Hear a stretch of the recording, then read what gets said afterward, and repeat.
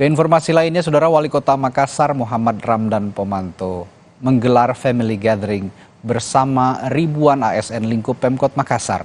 Wali Kota menegaskan seluruh ASN Pemkot Makassar untuk menjaga netralitas mereka pada pemilu tahun 2024 mendatang, serta fokus menjaga lingkungan serta menggunakan energi terbarukan.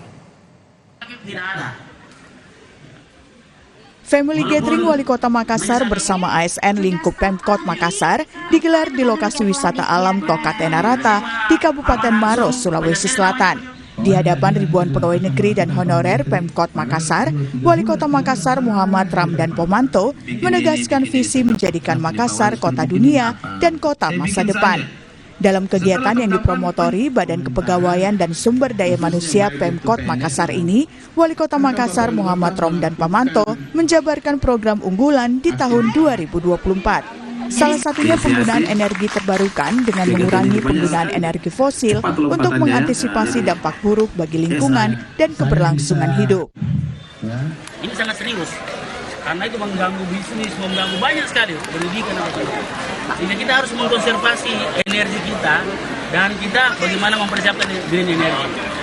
Sehingga net zero carbon itu jadi penting. Misalnya saya akan melakukan usaha-usaha seluruh sekolah dan kantor kita itu berbasis tenaga solar atau tenaga matahari. Itu kan sekarang teknologi yang sudah dilakukan. Kita punya MGC itu sudah pakai tenaga matahari. Nah, semua SD-SD kita agar supaya dia ada kemandirian energi itu saya akan pakai tenaga matahari. Dani juga mengimbau seluruh ASN menjaga netralitasnya di pemilu 2024 mendatang. Dani berharap semua program pemerintah di 2024 berjalan dengan baik. Nila Rustam, Kompas TV, Maros, Sulawesi Selatan. Saudara, debat perdana calon wakil presiden sudah selesai, tapi debat masih menyisakan dan menimbulkan polemik serta perbincangan hangat di masyarakat. Beragam istilah seperti SGIE, Carbon Capture Storage, hingga isu settingan melalui mikrofon mengemuka. Lalu mengapa debat cawapres berbuntut panjang? Sapa Indonesia Pagi akan membahasnya dalam perbincangan setelah jeda bersama rekan saya, Andi Sinarasati. Tetaplah bersama kami.